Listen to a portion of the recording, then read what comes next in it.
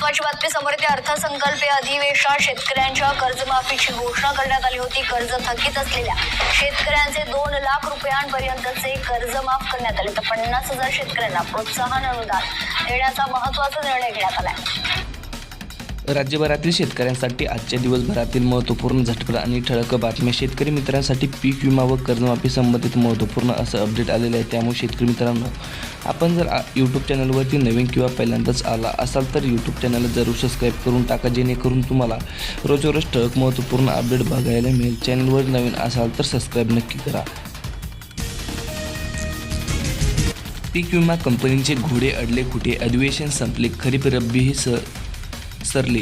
प्रधानमंत्री पीक विमा योजनेअंतर्गत 2025-26च्या खरीप हंगामातील 5,67,301 शेतकऱ्यांना आपल्या पिकाचा पीक विमा उतरला होता. मात्र खरीप पाठोपाठ आता रब्बी हंगामा संपला असून शेतकऱ्यांना पीक विम्याच्या प्रतीक्षेत असल्यामुळे शेतकरी चिंतेत. शेतकरी मित्रांनो, आपला तालुका व जिल्हा नक्की सांगा व पीक विमा तुम्हाला मिळाला का कमेंटद्वारे नक्की कळवा. 6 महिन्याच्या प्रतीक्षेनंतर आता जमा होतोय पैसा. 8.5 कोटींचा निधी शेतकऱ्यांच्या खात्यावर अनुदान जमा करण्याची प्रक्रिया आता सुरू झाली असून ऑक्टोबर 2025मध्ये शेतकऱ्यांच्या अनुदान मिळाले होते, परंतु आता प्रत्येक महिन्यासाठी अनुदानाची रक्कम प्राप्त झाली नव्हती. त्यामुळे आता शेतकऱ्यांना अनुदान जमा होत असल्याने शेतकऱ्यांमध्ये दिलासा. हिंगोली जिल्ह्यातील अपडेट. एप्रिलपासूनच शेतकऱ्यांना फटका. खताचे दर 100 ते 300 रुपयांनी वाढले.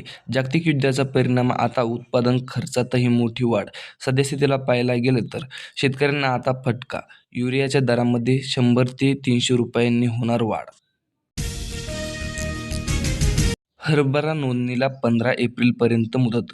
खरेदीत बारदाना टंचाई. गोदामाची वाढती समस्या असल्यामुळे शेतकऱ्यांना आता हरभरा नोंदणीला 15 एप्रिलपर्यंत मुदतवाढ मिळणार.